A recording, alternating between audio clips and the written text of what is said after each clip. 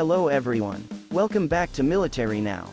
Russian President Vladimir Putin and his Chinese counterpart Xi Jinping have agreed their countries will step up efforts to counter threats emerging from Afghanistan following the Taliban's takeover. In a phone call, the two leaders expressed their readiness to step up efforts to combat threats of terrorism and drug trafficking coming from the territory of Afghanistan.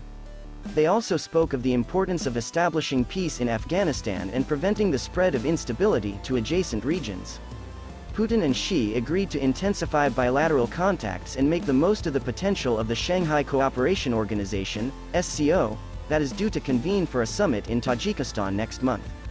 Several ex-Soviet republics in Central Asia where Moscow holds military bases share a border both with Afghanistan and China.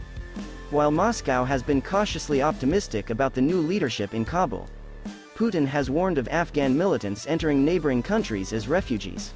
Putin has also criticized the involvement of outside powers in Afghanistan's domestic affairs and said Moscow had learnt lessons from the Soviet Union's decade-long invasion of the country.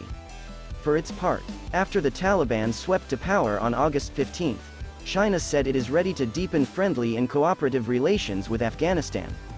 Taliban is an Islamic fundamentalist terror outfit originating in Afghanistan, waging war in the country in the form of an insurgency.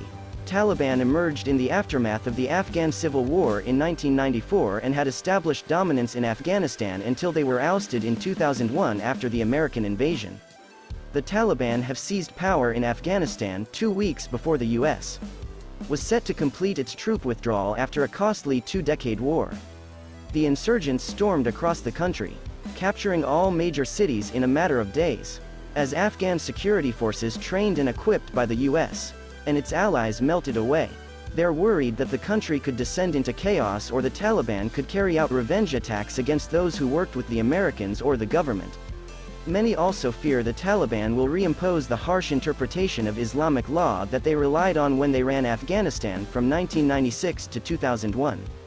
Back then, women were barred from attending school or working outside the home. They had to wear the all-encompassing burqa and be accompanied by a male relative whenever they went outside. The Taliban banned music, cut off the hands of thieves and stoned adulterers. The Taliban have sought to present themselves as a more moderate force in recent years.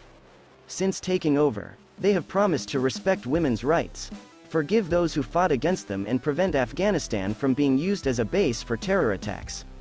But many Afghans are skeptical of those promises.